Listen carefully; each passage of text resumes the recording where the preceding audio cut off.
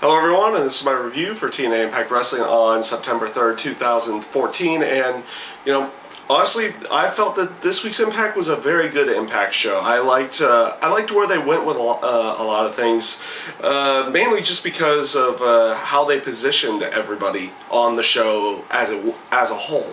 Of course, you had the continuation with, you didn't have the actual match, but you had the stipulation finding out what the next match between Team 3D, the Hardys, and the Wolves was going to be. Of course, it was going to be a tables match with Team 3D winning the week before. So you figured that's exactly where it was going to go, and that's how it came off in the promo. Basically, them saying it's like, what other match was there going to be, basically, in that case. So I liked that promo.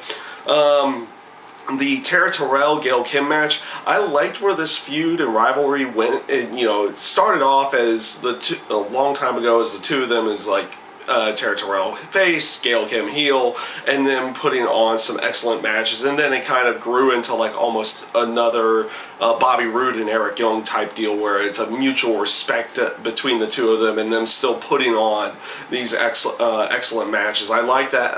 I did like that Knockouts title match. Felt it was a good match. It was also a good way of debuting their new knockout, which is Havoc, in there as well. So that was another little high point on the show. I felt they did a good job of introducing her and putting her over as like this dominant force.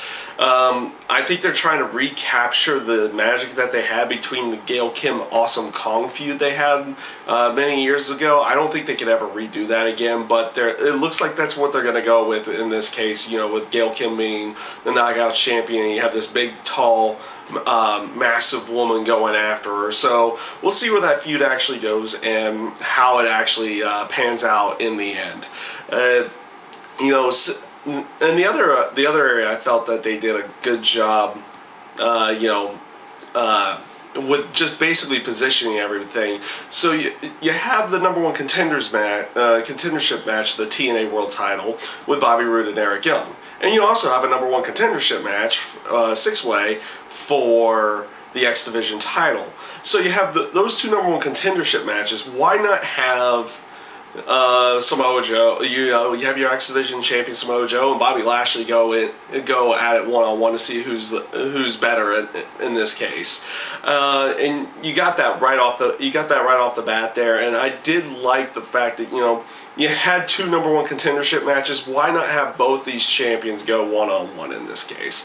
And their match came off well, and all three matches came off really well. Of course, Bobby Roode was pretty much the obvious choice of going after Bobby Lashley next. Since you've done Eric Young, you've done Austin Aries, Bobby Roode is probably the most logical choice in this case. So I felt they did a good job there, and basically the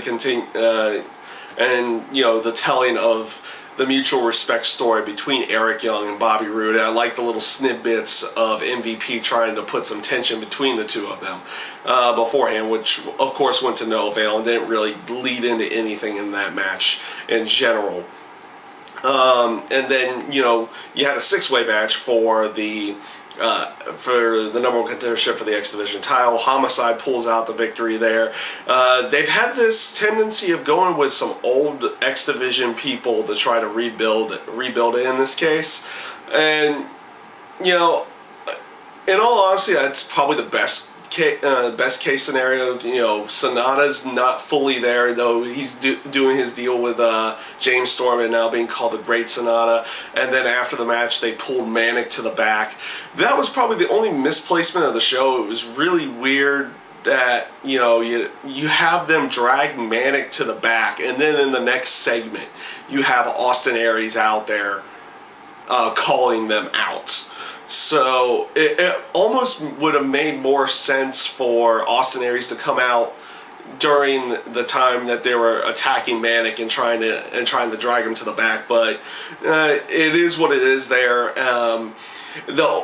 And it really seems like they're trying to pull James Storm as like a new another variation of Bray Wyatt. Like they are kind of playing this almost a semi-variation of creating a Wyatt family in TNA, with James Storm getting into the heads of Sonata and probably going to get in the head of Mannix, but they're kind of just switching it with the X Division people there, and we'll see how far they go with that. I'm not too keen on it, but it could be interesting in the long run.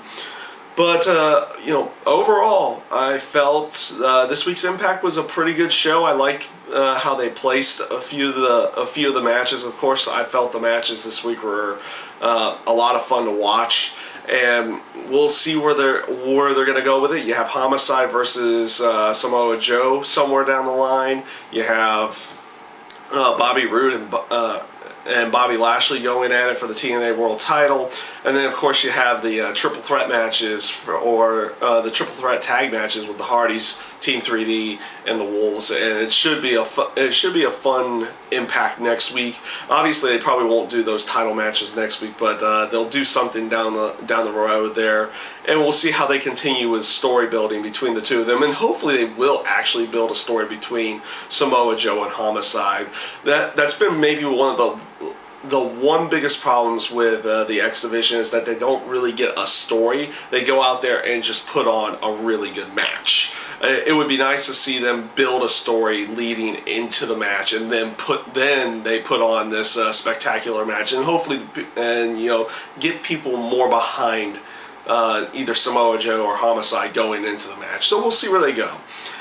So yeah, that's my review this week for TNA Impact Wrestling, and I thank you guys for watching.